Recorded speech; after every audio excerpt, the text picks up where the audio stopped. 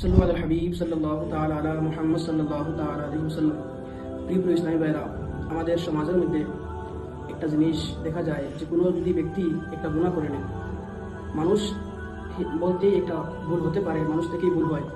যদি কোনো ব্যক্তি ভুল করে নেয়, তখন ওই ব্যক্তি ভুল করার পরে অন্যান্য ব্যক্তিরা ওই গুনাহ করার কারণে ওই ব্যক্তিকে লজ্জিত করে, ওই ব্যক্তিকে শর্মিন্দা করে, ওই ব্যক্তিকে তানা দেয়। দেখেন প্রিয় ইসলামী ভাইরা, যদি কোনো ব্যক্তি গুনাহ করে নেয়, তখন এই গুনাহ হতে পারে যে সেই ব্যক্তি আল্লাহর দরবারের মধ্যে তওবা করে আল্লাহকে গুনাহটাকে বক্স দেয়, আল্লাহকে মাফ করে দেয়। কিন্তু যদি কোনো ব্যক্তি ওই গুনার কারণে ওই ব্যক্তিকে শর্মিন্দা করে, তখন এই বিষয়ে কি হবে? আসেন আমরা হাদিসের মধ্যে দেখি। সোনার নবীজি সাল্লাল্লাহু তাআলা আলাইহি ওয়াসাল্লামে ফরমাইন, রাবি হযরত মুআয বিন জবল রাদিয়াল্লাহু তাআলা থেকে বর্ণিত, নবীজি বলছেন যে মান আইয়ারা আফাহু বিযামবিন লাম ইয়ামুত হাত্তা ইয়ামালাহু। এই হাদিসটাকে ইমাম তিরমিজি রহমতুল্লাহি তাআলা আলাইহি এবং ইমাম যাহাবী রহমতুল্লাহি তাআলা আলাইহি এবং অনেক মুহাদ্দিসিন کرام এই হাদিসটাকে বর্ণিত করেন।